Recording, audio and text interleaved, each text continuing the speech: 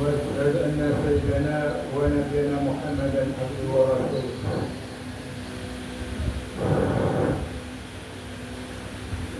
Kaum bapa, kaum ibu yang dirahmati Allah Subhanahu wa taala, kembali kita di pagi sore hari yang mulia itu, yaitu di hari yang mulia, dan tentukan puji syukur kita kepada Allah Subhanahu wa taala yang mengucapkan alhamdulillah rabbil alamin. Kembali kita berselawat kepada Nabi Muhammad dengan mengucapkan Allahumma salli ala Muhammad wa ala ali Muhammad. Kemudian kaum muslimin rahimakumullah, adapun pengajian kita pada subuh yang merdeka, awak cuba membaca kitab Tafsir Al-Munir. Sebelum awak melanjutkan kajian itu, bahawa Tafsir Al-Munir itu adalah tafsir yang dikarang oleh Dr. Wahbah Zaid. Beliau adalah seorang ulama kontemporer, ulama yang hidup pada masa kita sekarang ini. Beliau belum lama meninggal. Beliau satu seorang dosen di Lima Suriah, juga seorang penulis dan pengarang yang telah banyak karangannya tersebar di dunia Islam.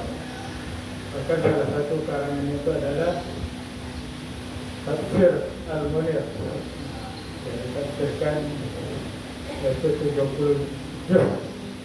Kalau karangan ini di tangan saya ini ada tafsirnya itu 17 jilid. Nanti karangan dia juga adalah sudah mu'ajilah itu banyak sekali karangannya.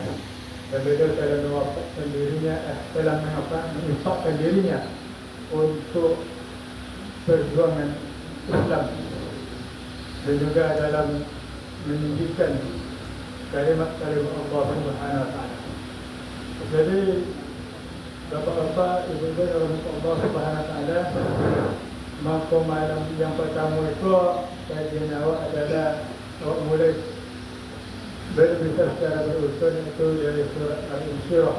Nah, surat kalau bahasa awaknya surat Alam Nasrah, surat Al-Insyirah, yaitu yang berbunyi A'udzu billahi minasyaitonir rajim, Bismillahirrahmanirrahim. Alam nasrah laka sadrak. Bukankah kami telah melapangkan bagimu dadamu, wa wada'na anka wizrak, dan telah menghilangkan darimu bebanmu, allazi anqadha dhahrak, yang telah memberatkan punggungmu, wa rafa'na laka dhikrak, dan kami telah mengangkat untukmu sebutanmu. Fa inna ma'al usri yusra, sesungguhnya bersama kesulitan itu ada kemudahan. Inna ma'al usri yusra, sesungguhnya bersama kesulitan itu ada kemudahan. Wa idza faragta fansab, dan apabila engkau telah selesai dari suatu urusan amal, maka bersiap-siap mengerjakan urusan yang lain. Wa ila rabbika farghab, dan kepada Tuhanmu lah kamu berharap. Jadi apa-apa yang dirahmati Allah Subhanahu wa taala, kenapa sebelum awak membahas surat itu diturunkan di Makkah. Di Makkah. Jumlah ayatnya adalah 8. Ada 8 ayat. Kenapa surat itu dinamakan dengan surat Al-Insyirah? Al-Insyirah itu melapangkan dada, itu melapangkan. Atau Alam Nasrah, karena dimulai dengan Alam Nasrah. Karena surah itu dibuka dengan memberitakan tentang melapangkan nada Nabi Sallallahu Alaihi Wasallam. Artinya nada Nabi Sallallahu Alaihi Wasallam itu dilapangkan oleh Allah Subhanahu Wa Taala, diterangi dadanya itu dengan petunjuk dan juga dengan keimanan dan juga dengan hikmah. Lalu dada Nabi itu menjadi lapang luas, lebar, seperti firman Allah Subhanahu Wa Taala, "Faman yuridullahu an yahdiyahu yashrah sadrahu lil Islam." Jadi barang siapa yang Allah berkehendaknya memberi petunjuk kepadanya, maka Allah akan melapangkan dadanya untuk memeluk agama Islam, untuk memeluk agama Islam atau mengamalkan Islam. Jadi karena itulah dinamakan surat ini dengan surat Al-Insyirah. Kemudian anak-anak, bapak-bapak yang dirahmati Allah Subhanahu wa taala, kemudian surah itu mempunyai hubungan yang kuat pula dengan surat Ad-Duha. Karena keserasiannya dalam dalam kalimat dan juga dalam tema. Karena di dalam kedua surah Ad-Duha, baik surah Alam dan surah ini, Allah menghitung nikmatnya kepada nabinya, serta menganjurkannya untuk beramal dan mensyukuri nikmatnya tersebut. Sebagaimana di dalam surah Ad-Duha yang telah berlalu itu disebutkan, alam jadi tidak kasih manfaat, bukankah dia telah mendapati kamu seorang yang lalu memberi tempat. Jadi disambung pula di Allah SWT di fikir, yaitu alam nasrah, laka sadarah. Jadi bukankah kami telah melapangkan untukmu dadamu. Jadi ini menurut para ulama tafsir, bahwa huwa itu adalah merupakan satu tema, satu makna dalam surat sebelumnya, dalam surat, yaitu surah Ad-Duha. Jadi amal-amal apa yang dirahmati Allah Subhanahu wa taala, maka surat yang awak bacakan tadi itu ini meliputi isinya ompek perkara. Yang pertama yaitu Allah Subhanahu wa taala menghitung nikmatnya kepada Nabi sallallahu alaihi wasallam. Yang pertama itu melapangkan dadanya, yaitu dengan hikmah dan keimanan, dan menyucikannya dari dosa dan kesalahan. Kemudian juga mengangkat kedudukan posisinya, makomnya dan nilainya di dunia dan akhirat. Sebagaimana alam nasrah laka sadarah, bukankah kami telah melapangkan untukmu dadamu.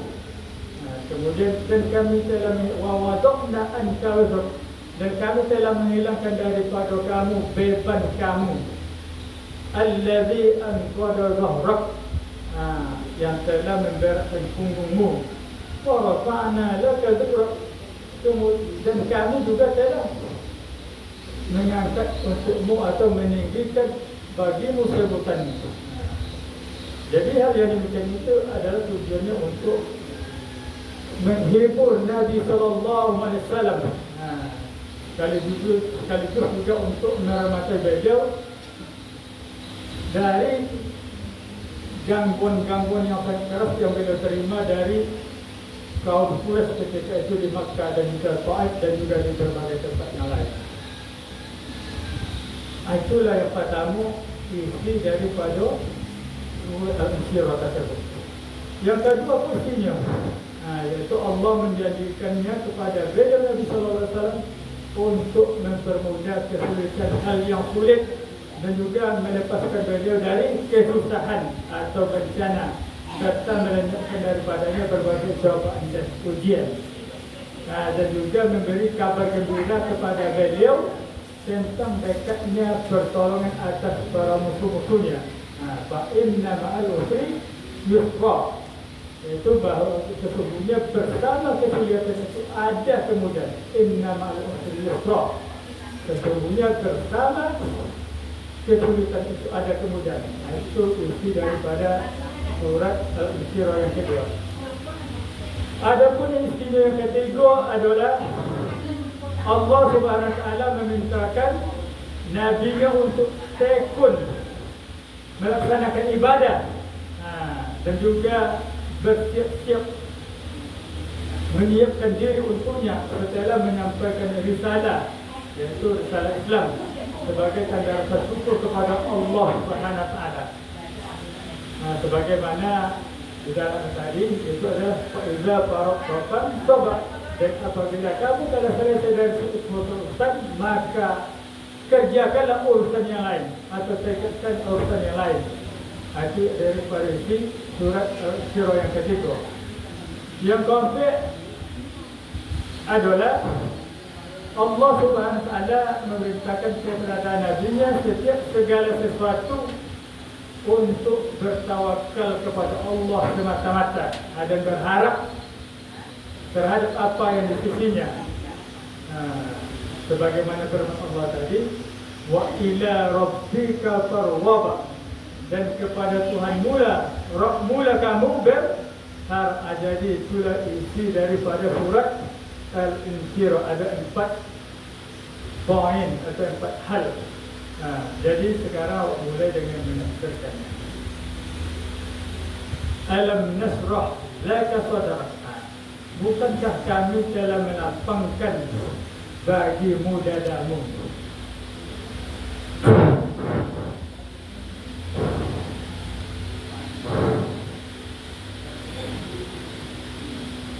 Sebelum awak menafsirkan, surat ini tadi awak katakan merupakan hiburan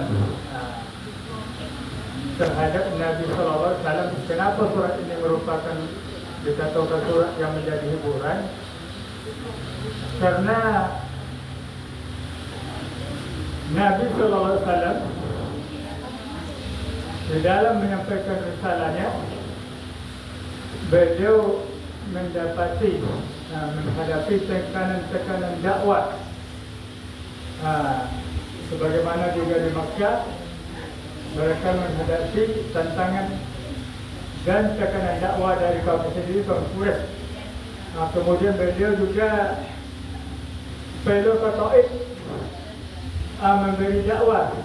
Jangan dakwah Nabi disambut oleh kaum Taif ketika itu direspon, malah beliau disambut dengan dilempari dengan batu, sehingga menyebabkan kakinya luka. Begitulah tekanan dan tantangan dakwah yang beliau hadapi ketika itu. Di samping itu juga pembela dakwahnya telah mulai meninggal. Yang pertama adalah Khadijah, pembela dakwahnya yang pertama meninggal. Kemudian yang kedua adalah Abu Talib pamannya sendiri yang selalu membela beliau di dalam dakwah. Jadi beliau sangat berduka ketika itu, sangat bersedih, sehingga Allah menurunkan surat ini sebagai penghibur untuk meramah-tamahi Nabi tentang gangguan-gangguan yang kuat dari kaumnya, baik yang dia dapatkan di Taif maupun di Makkah dan berbagai tempat lain. Ini surat ini diturunkan Allah SWT merupakan sebagai hiburan bagi Nabi dan juga memperkuat, memberi support untuk menyampaikan dakwah dan risalah Allah SWT.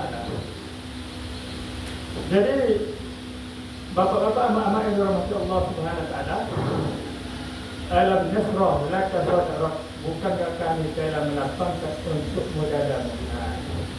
Tadi saya katakan melapangkan dada ini, para ulama tafsir mengatakan yaitu dilapangkan dengan petunjuk atau diterangi dia dengan petunjuk hikmah dan keimanan. Kemudian dimasukkan, atau ada juga pendapat lain mengatakan bahwa seperti dalam riwayat yang bahwa Jibril datang itu lalu membela Nabi, membela dada Nabi Muhammad SAW, kemudian memasukkan di dalam cahaya keimanan dan cahaya petunjuk, sebagaimana peristiwa yang terjadi di waktu kecil beliau. Itulah kata para ulama. Jadi melapangkan dada di sini ini adalah melapangkan dengan cahaya petunjuk dan keimanan. Jadi apabila dada awak lapang, maka segala sesuatu bisa ditengok. Apa yang disampaikan oleh orang bisa masuk, bisa dicerna. Tapi kalau dada sempit, contoh apa orang main nasihat, petunjuk baik disampaikan, mikrofon diletak kat telinga tu, corong, tak akan masuk dah. Maksudnya itu kalau dah ada sampik, oleh kerana itu dalam istilah bahasa awak ada sampik dada orang mana, lapang dada orang mana. Sampik dada tu istilah orang yang tidak bisa menemu informasi, menemu petunjuk. Apa itulah. Jadi Allah katakan dalam Quran, "Faman yuridullahu an yahdiyahu yashrahu sadrahu lil-Islam." Barang siapa saja yang diinginkan oleh Allah Subhanahu Wa Taala untuk memberi petunjuk, maka ia lapangkan dadanya untuk memeluk agama Islam, mengamalkan agama Islam. Sebab itu, jadi termasuk juga di sini campur tangan Allah Subhanahu Wa Taala. Kalau yang ingin memberi petunjuk itu dilapangkan ada orang-orang itu lalu memeluk agama Islam dan lalu atau mengamalkan ajaran Islam tersebut.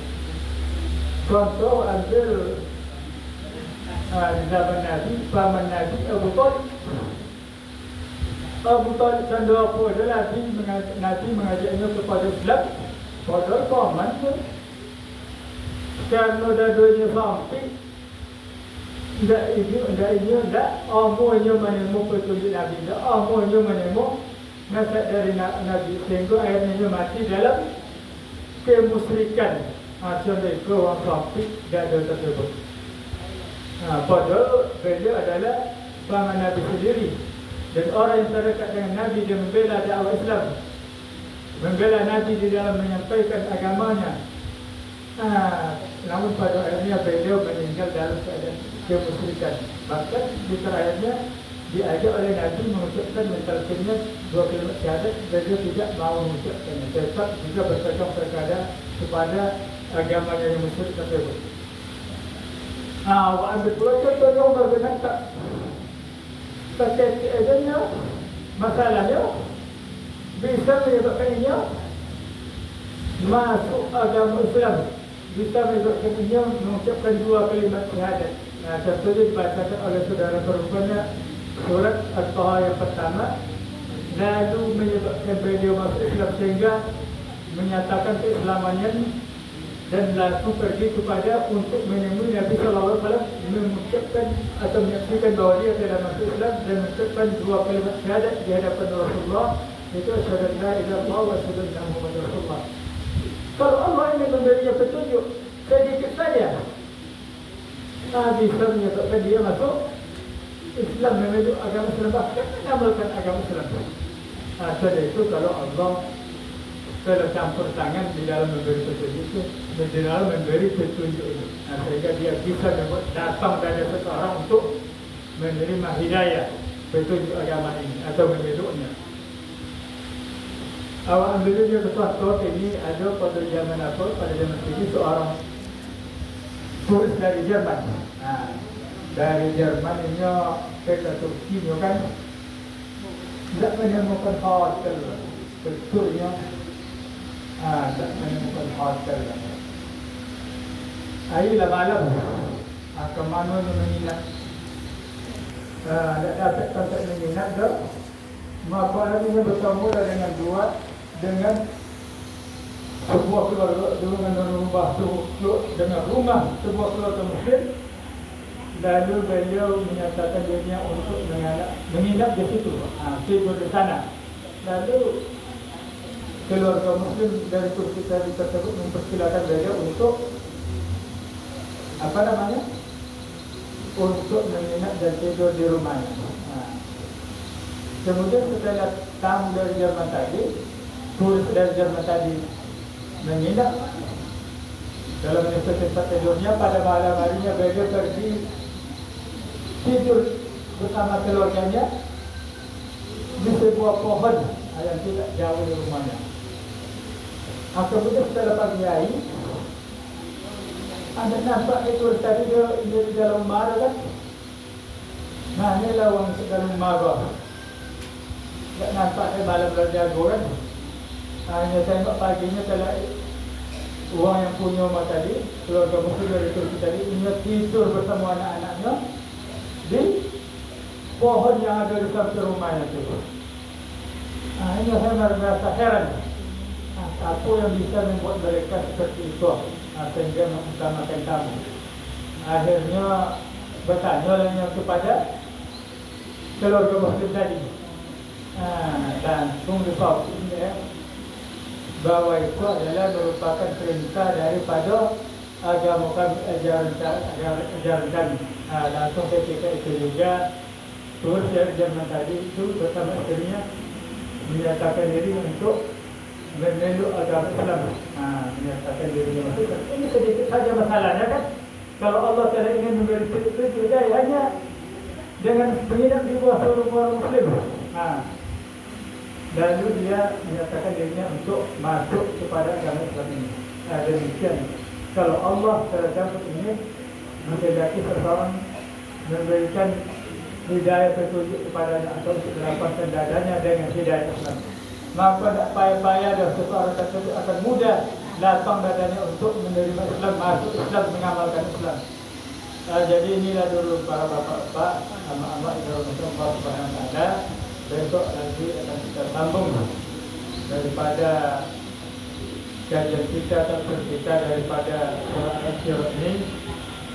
Karena waktu kita telah habis, maka kita cukupkan sampai di sini. Dan kajian kita ini akan